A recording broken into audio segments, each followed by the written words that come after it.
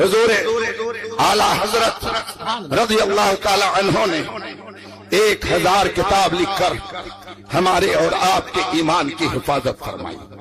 کوئی بدعقیدہ اگر قلم چلاتا عظمت اولیاء کا کھلواڑ کرتے ہوئے، عظمت انبیاء پر تبرہ کرتے ہوئے، اہل بیت کی شان میں گستاخی کرتے ہوئے، صحابہ کرام پر تبرہ کرتے ہوئے، خداوند قدوس کی عظمت کو للکارنے کی ناپاک کوشش کرتے ہوئے امام احمد رضا نے اس کے خلاف قلم چلایا اور قوم کو صحیح پیغام دیا، ان کی صحیح رہنمائی فرمائی. اور پھر آپ کے بعد حضور حجت الاسلام، پھر حضور آقائے نعمت مرشد برحق حضور تاجدار اہل سنت مفتی اعظم ہند علیہ رحمت و رضوان نے فتاوی مصطفیہ اور فتاوی مفتی اعظم کی شکل میں جو آج پیغامات ان کے ہیں، اس طریقے سے آپ نے امت کی رہنمائی فرمائی. اور پھر جب میرے مرشد گرامی کا دور آیا، حضور تاج الشریعہ کا دور آیا، تب تو عالم یہ ہوا کہ ہم ہوئے، تم ہوئے، کہ میر ہوئے، ان کی زلفوں کے سب اسیر ہوئے. عرب میں جاؤ، عجب میں جاؤ، یورپ میں جاؤ، امریکہ میں جاؤ، جہاں چلے جاؤ، لوگ جب تاج الشریعہ کا نام سنتے تھے تو ان کی دل کی کلیاں کھل جاتی تھی. وہ ہندوستان کے اس عالم ربانی کو یاد کر کے خوش ہوتے تھے جس نے پوری دنیا میں مذہب اہل سنت کی ایسی ترجمانی کی کہ آج بھی ہاتھ میں ایک بچہ جسے نہیں معلوم ہے کہ تاج الشریعہ کون تھے، ان کی خدمات کیا ہے، مگر وہ بچہ بھی کہتا ہے بستی بستی دریا دریا تاج الشریعہ تاج الشریعہ. آخر یہ محبت کی خوشبو ان بچوں کے دل و دماغ میں کس نے ڈالی ہے؟ یہ آپ اور ہم نہیں کر رہے ہیں، یہ خدا کا فضل ہے، خدا کا کرم ہے. اس لیے کہ من کان للہ کان اللہ لہ، جو خدا کا ہو جاتا ہے خدا اس کا ہو جاتا ہے، اور خدا جس کا ہوتا ہے خدائی والی ہو جاتی ہے. حضور تاج الشریعہ نے کبھی یہ نہیں دیکھا کہ میں حق بات کہوں گا تو یہ نہ ناراض ہو جائے، حق بات بول دوں تو یہ نہ ناراض ہو جائے. میں اکثر کہتا رہتا ہوں کہ کچھ لوگ چہرہ دیکھ کر کے مسئلہ بتاتے ہیں، چہرہ دیکھ کر فتویٰ دیتے ہیں، اور ظاہر سی بات ہے جب چہرہ بدلے گا تو فتویٰ بھی بدلے گا. اگر چہرہ آپ کے سامنے جامعۃ الرضا کے استاد محترم حضرت مفتی شکیل صاحب کا ہوگا تو پھر ظاہر سی بات ہے فتویٰ آپ ان کے چہرے کے مطابق ان کو دیکھ کر کے دیں گے کہ ہمارے پرنسپل ہیں. اگر ان کا مزاج بگڑ گیا تو کہیں ایسا نہ ہو کہ بچے کا خارجہ ہو جائے، کہیں ایسا نہ ہو کہ وہ سزا پا جائے. تو چہرے دیکھ کر کے اگر فتوے دیں گے تو چہرہ بدلے گا تو فتویٰ بھی بدلے گا. اسی لیے میں جانتا ہوں کئی ایسے واقعات ہیں کہ آدمی نے فتویٰ دیا لیکن جب چہرہ بدل گیا تو آدمی کا فتویٰ بھی بدل گیا. تو چہرہ دیکھ کر کے جو فتویٰ دیتا ہے جب چہرہ بدلتا ہے تو فتویٰ بھی بدلتا ہے. مگر اعلیٰ حضرت کے یہاں چہرے دیکھ کر کے فتوے نہیں دی جاتے ہیں. اسی لیے چہرہ کوئی بھی ہو کیونکہ فتویٰ قرآن و حدیث کی روشنی میں دیا جاتا ہے، اس لیے نہ قرآن و حدیث کو کوئی بدل سکتا ہے نہ بریلی کا دیا ہوا فتویٰ بدلتا ہے. بے شک، سبحان اللہ سبحان اللہ. حضور تاج الشریعہ علیہ رحمت و رضوان نے امت مسلمہ کی رہنمائی کے لیے بے خوف لومت لائم، بغیر اس کی پرواہ کیے ہوئے کہ کون مجھ کو کیا کہے گا، وہ تو یہ شاید سوچتے بھی نہیں تھے کہ کون مجھ کو کیا کہہ رہا ہے، بلکہ ایک موقع پر فرمایا میری قوت سماعت کچھ کم ہے، شاید اس میں ایک فلسفہ یہ بھی ہو کہ لایانی باتیں میرے کانوں تک نہ آئیں. تو وہ تو یہ سنتے ہی نہیں تھے، یہ سوچتے بھی نہیں تھے کہ مجھے کون کیا کہہ رہا ہے، وہ تو یہ دیکھتے تھے کہ اللہ و رسول کیا کہہ رہے ہیں، سبحان اللہ اللہ و رسول کا فرمان کیا ہے۔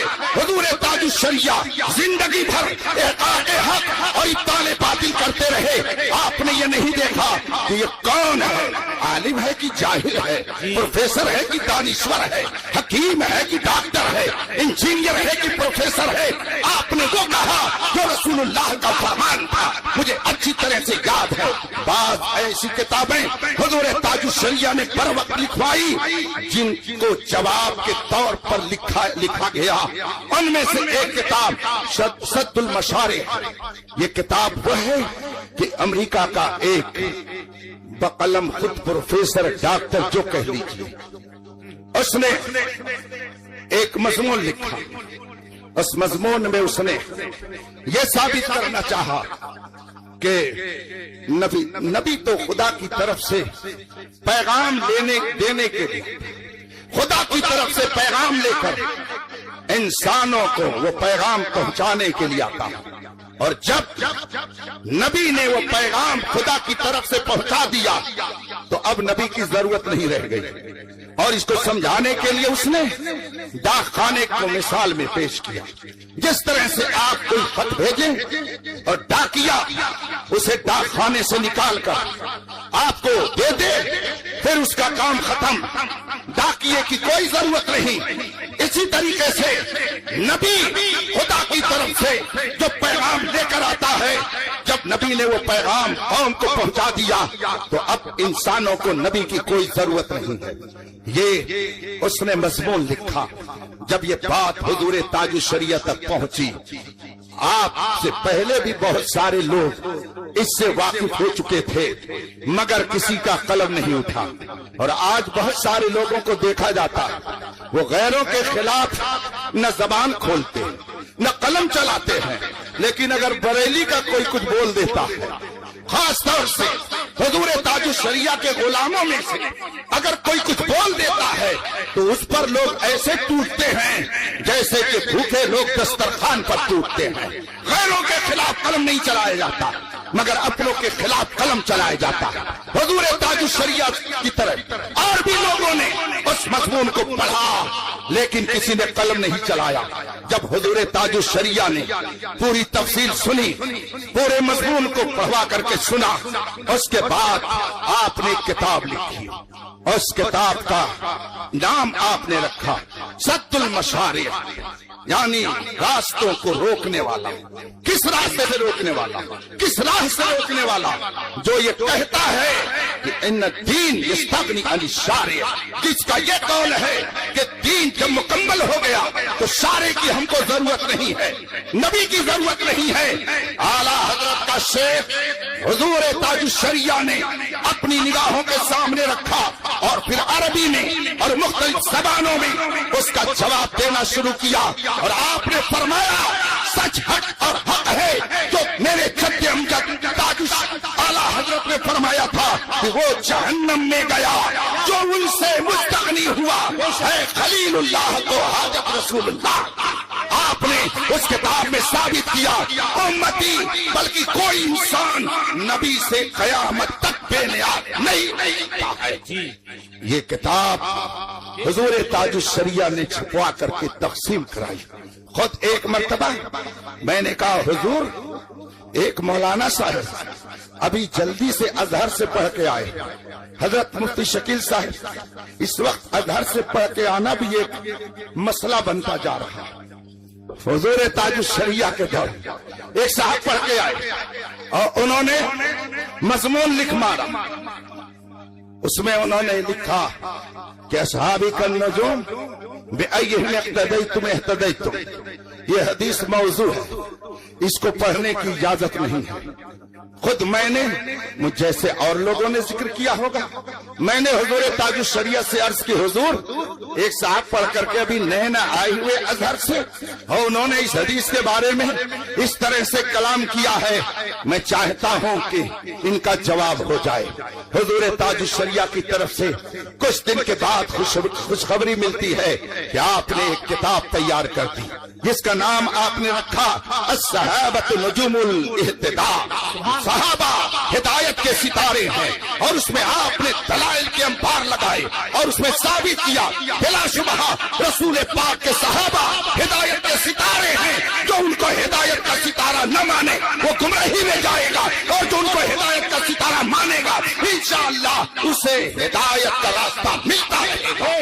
اسی طرح سے ایک شخص نے کہا کہ سلیمان اعمش یہ جو راوی ہے یہ معتبر نہیں ہے، غیر معتبر ہے۔ میں نے وہ مضمون پڑھا، ایک غیر مقلد نے اسے لکھا تھا، میں نے حضور تاج الشریعہ سے عرض کی حضور ذرا اس پر ایک مضمون قلم بند فرما دیا جائے۔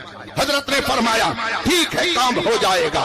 چنانچہ الحمدللہ حضور تاج الشریعہ نے چند دنوں میں حضرت سلیمان اعمش جیسے عظیم الشان راوی کے ثقہ ہونے پر پورا ایک تقریباً 25 صفحے کا مضمون لکھا کر کے میرے پاس اپنے کرم نمازوں کے ذریعہ پہنچایا، اور دارالعلوم علیمیہ سے جو اس وقت رسالہ نکلتا تھا اس میں قسط وار وہ شائع کیا گیا۔